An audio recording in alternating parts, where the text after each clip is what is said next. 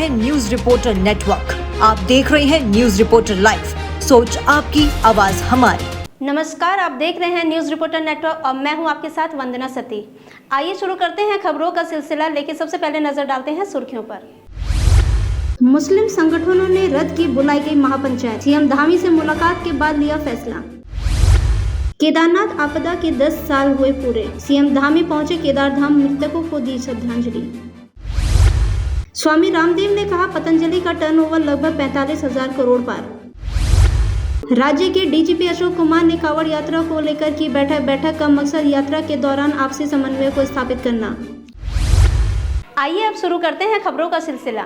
CM Dhami से मुलाकात के बाद मुस्लिम संगठनों ने आज महापंचायत को रद्द कर दिया गया है। उत्तराखंड के मुख्यमंत्री सीएम धामी की कार्रवाई के आश्वासन के बाद 18 जून को देहरादून में प्रस्तावित मुस्लिम महापंचायत को रद्द कर दिया गया है। देहरादून के एसएसपी दिलीप सिंह कुंवर ने बताया है कि कई स्तरों पर हुई बातचीत के बाद और मुख्यमंत्री के आश्वासन के बाद प्रस्तावित महापंचायत को रद्द कर दिया गया है। 18 तारीख को जो महापंचायत का कॉल किया गया था देहरादून में, उन सभी पक्षों से हम पिछले 2-3 दिन से लगातार हम लोग बात कर रहे थे।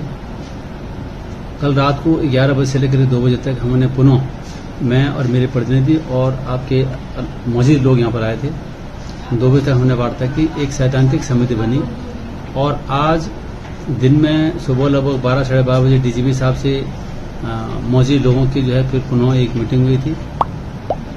शाम को 7 से 7 बजे सीएम साहब से मुस्लिम समुदाय के जो मौजूद लोग हैं उनकी मीटिंग हुई और मीटिंग के बाद ये सामूहिक रूप से इन्होंने ये डिसाइड कर लिया है कि जो 18 तारीख का जो ये जो महापंचायत का कॉल था वो उन्होंने कैंसिल कर दिया है और जो भी उनके गिरबांसेस थे, जो भी शिकायतें थी, अलग अलग प्लेटफॉर्म पर डीजीपी साहब के सामने, मेरे सामने और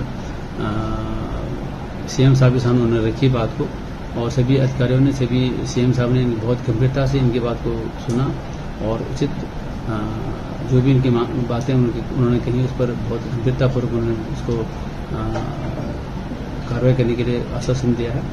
और ये है कि एक जो महापंचायत था वो कॉल ऑफ करके उसको कैंसिल करके एक अच्छा संदेश पूरे जनमानस में, पूरे उत्तराखंड में जाएगा, जिससे कि सांप्रदायिक सौहार्द खराब न हो और ये बहुत जरूरी भी था। योग गुरु रामदेव ने शुक्रवार को पतंजलि के नए प्रीमियम प्रोडक्ट लॉन्च किए। इनमें मिलेट्स कुकीज से लेकर मोटे अनाज के बिस्किट और अन्य फूड प्रोडक्ट्स शामिल हैं। हर्बल उत्पादों में अपनी विशेषज्ञता और भारतीय उपभोक्ता बाजार की गहरी समझ के आधार पर पतंजलि फूड्स ने विभिन्न उपभोक्ता क्षेत्रों के लिए कुल 14 नए उत्पाद पेश किए हैं।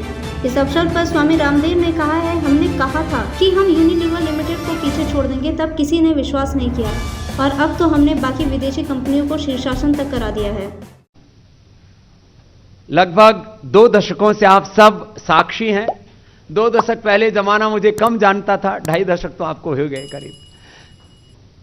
जब 1 दशक पहले मैंने यहीं से जब कहा था कि हम पतंजलि का 10,000 करोड़ का टर्नओवर करेंगे, तब बहुतों ने बोला तो नहीं यहां, लेकिन सोचा कि बाबा कुछ ज्यादा ही बड़ बोला है। जब मैंने कहा कि हम 20,000 करोड़ का टर्नओवर करेंगे, हम यूनिलीवर को भी टक्कर देंगे, बाकी के तो लीवर हमने ठीक ठाक कर ही दिए हैं। कोलगेट के अपने आप ही गेट बंद हो रहे, हम क्या करें। और बाकी बड़ी बड़ी कंपनियां थी और जब मैंने ये कहा था कि हम एक दिन यूनिलीवर से भी बड़ी कंपनी होंगे, तब लोगों ने हमारा उपहास मखौल उड़ाया था, हमें हमारी हैसियत में रहने के लिए बात कही थी।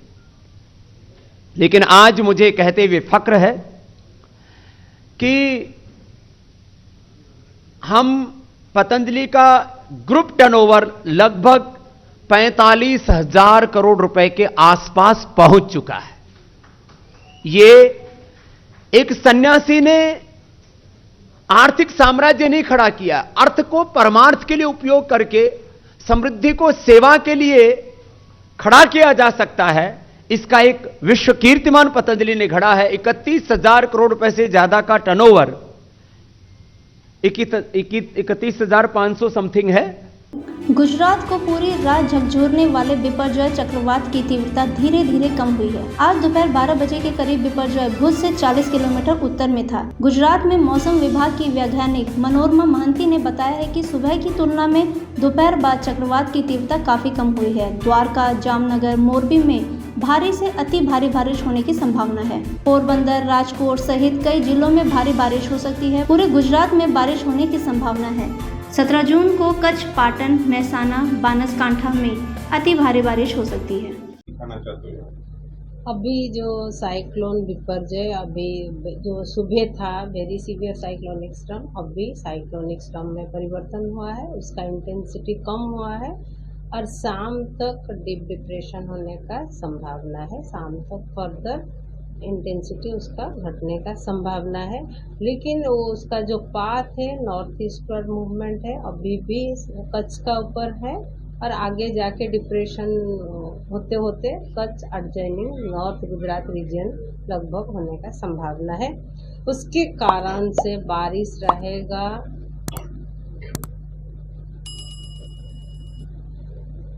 इसका कारण से बारिश सौराष्ट्र कच्छ डिस्ट्रिक्ट के लिए भारी से अति भारी कुछ जगहों में और कहीं कहीं जगहों में एक्सट्रीमली हेवी रेन होने का संभावना है।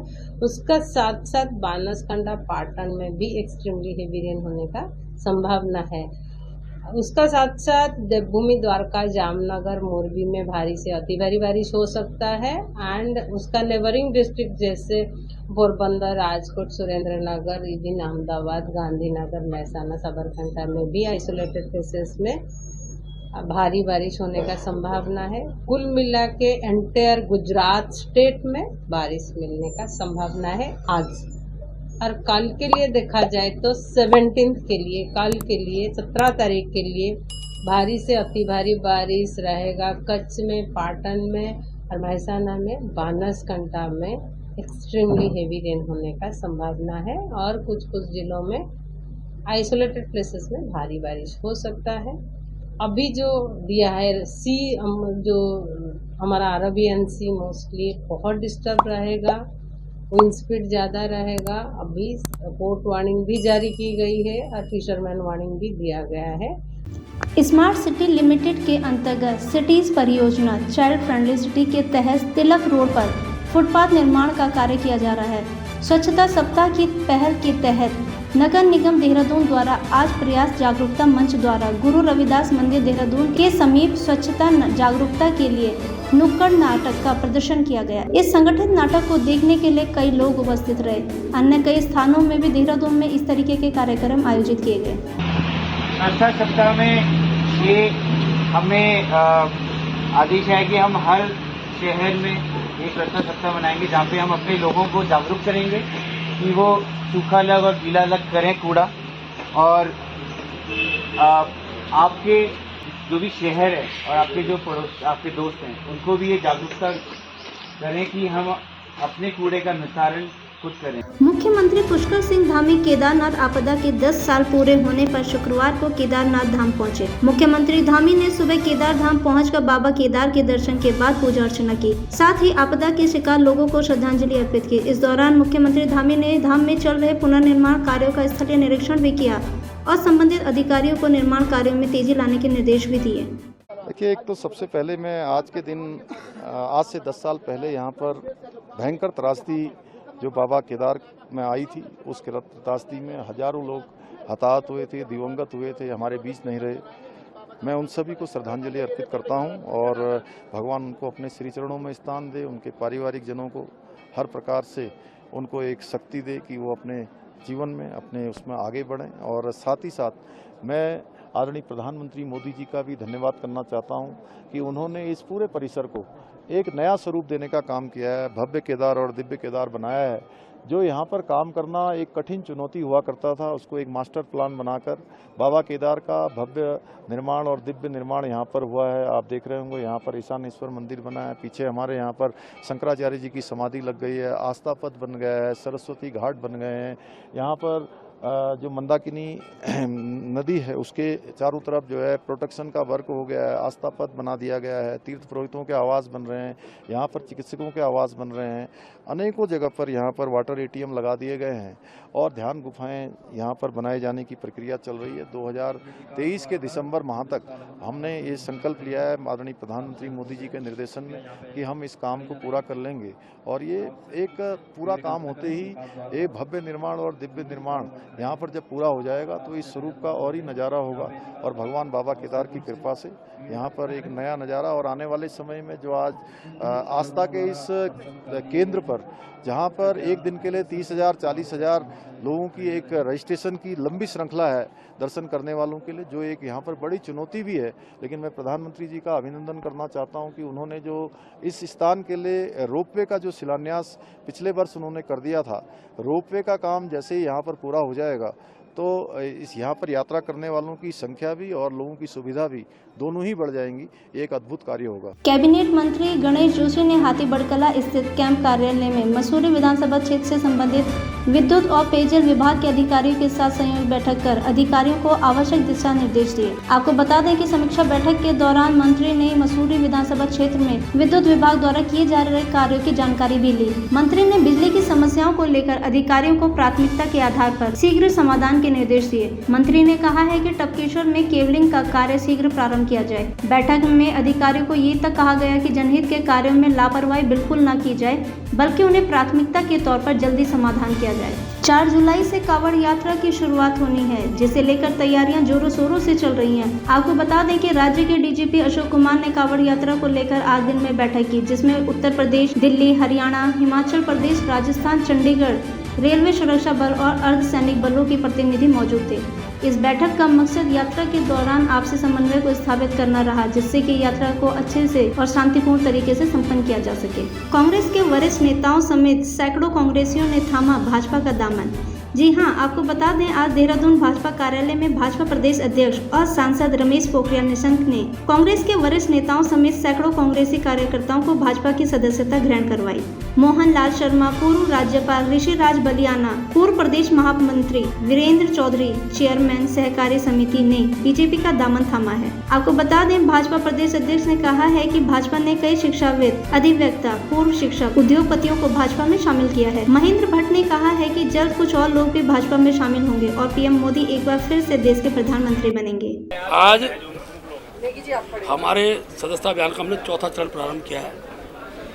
देश की विकास की गति सतत बनी रहे, इसके लिए अब सामाजिक क्षेत्र के प्रतिष्ठित लोगों को हमने जोड़ने का काम किया है। खासतौर पर शिक्षा क्षेत्र के लोग, एडवोकेट, विभिन्न सामाजिक संगठनों के अध्यक्ष, सांस्कृतिक संगठन के अध्यक्ष, इंडस्ट्रियल, स्वास्थ्य क्षेत्र से जुड़े हुए अनेकों लोग हैं, प्राइवेट क्लिनिक चलते हैं, डॉक्टर्स हैं, जिनका समाज से सीधा लगाव रहता है। एडवोकेट, बैंकिंग क्षेत्र के जुड़े हुए रिटायर्ड कर्मचारी और कंस्ट्रक्शन के काम से जुड़े हुए लोगों, ये हमने अपना सदस्यता का चौथा आयाम आज से प्रारंभ किया है और उस दिशा में आज श्री मनोहर लाल शर्मा जी, जिनका शिक्षा क्षेत्र में बहुत बड़ा योगदान है, और मुझे बताते खुशी है कि अजीत डोभाल जी, जिनके विद्यालय से ही शिक्षा ग्रहण करके गए हैं, ममतेश कुमार शर्मा एडवोकेट हैं, वो हमसे जुड़े हैं, अपने रजनीश कुमार शर्मा जी भी एडवोकेट हैं, वो भी जुड़े हैं, हमारे Handa tiles industry state Ramnagar Roorkee के जो मूल उनके निदेशक हैं पवन हांडा जी हमसे जुड़े हैं। इसी पर ग्रेनवे पब्लिक स्कूल प्राइवेट स्कूल की श्रेणी में उनके अशोक चौहान जी, ऐसे अनेकों नाम है मैं इस रूप में। और सबसे बड़े हमारे साथ ऋषिपाल बालियान जी, ये प्रदेश के महामंत्री कांग्रेस कमेटी रहे, पूर्व प्रत्याशी भी थे मंगलौर से, हमसे जुड़े, और पूर्व प्रदेश अध्यक्ष राष्ट्रीय लोक दल के भी थे, पूर्व में हमारे साथ भी था, घर वापसी उनकी मुकाम हुई है। तो उनके साथ भी बड़ी संख्या में ग्राम प्रधान हमसे जुड़े, प्रधान गदर जुड़ा, सहकारी समिति के मंगलौर के कोऑपरेटिव के डायरेक्टर सम्राट देसवाल जी, उप चेयरमैन, तो मैं कितने लगभग 12 ग्राम सभाओं के प्रधान सूची हम आप तक पहुंचा देंगे। ऐसे सब लोगों ने पार्टी के साथ। अब बात करते हैं बॉलीवुड की दुनिया की। आदि पुरुष प्रभास, कीर्ति सेनन और सैफ अली खान स्टारर आदि पुरुष आखिरकार दुनिया भर के सिनेमाघरों में 2D और 3D में रिलीज हो गई है। सिनेमाघरों में आदि पुरुष में प्रभास और कीर्ति सेनन को देखने के लिए दर्शकों की भीड़ उमड़ रही है। फिल्म देख दर्शक काफी खुश नजर आ रहे हैं। कई दर्शकों ने तो फिल्म को हजारों करोड़ों का बता दिया है। फिल्म में कीर्ति और प्रभास के रोल को तो काफी पसंद किया जा रहा है, पर वहीं साथ ही साथ सैफ अली खान को काफी ट्रोल किया जा रहा है। बॉलीवुड एक्टर सलमान खान पिछली बार फिल्म किसी का भाई किसी की जान में नजर आए थे। इस बार फिल्म ने बॉक्स ऑफिस पर ठीक ठाक कमाई की थी। आपको बता दें कि सलमान खान इन दिनों अपनी आने वाली फिल्म टाइगर 3 की शूटिंग में बिजी हैं। सलमान खान की इस फिल्म को लेकर आए दिन नए नए अपडेट सामने आ रहे हैं। फिल्म टाइगर 3 के सेट से सलमान खान का एक वीडियो सोशल मीडिया पर काफी तेजी से वायरल हो रहा है। सलमान खान के लेटेस्ट वीडियो ने फैंस को काफी एक्साइटेड किया हुआ है। अब बात करते हैं खेल जगत से। एशियन क्रिकेट काउंसिल ने एशिया कप 2023 की तारीखों का ऐलान कर दिया है। एशिया कप में कुल 6 टीमों के बीच 13 मैच होंगे, जिसके तहत पाकिस्तान में 4 और श्रीलंका में 9 मुकाबले होंगे। इसी के साथ भारत और पाकिस्तान के बीच चलते आ रहे कुछ मसलों में से एक मसला सॉल्व हो जाएगा। इस बार हाइब्रिड मॉडल के आधार पर एशिया कप होना है, जिससे पाकिस्तान भी काफी खुश नजर आ रहा है। तभी तो पाकिस्तान क्रिकेट बोर्ड अध्यक्ष नजम सेठी ने इसके लिए ACC अध्यक्ष उनकी जमकर तारीफ भी की। तो इसी के साथ खबरों का सिलसिला यहीं संपन्न होता है। आप बने रहिए न्यूज रिपोर्टर नेटवर्क के साथ। धन्यवाद।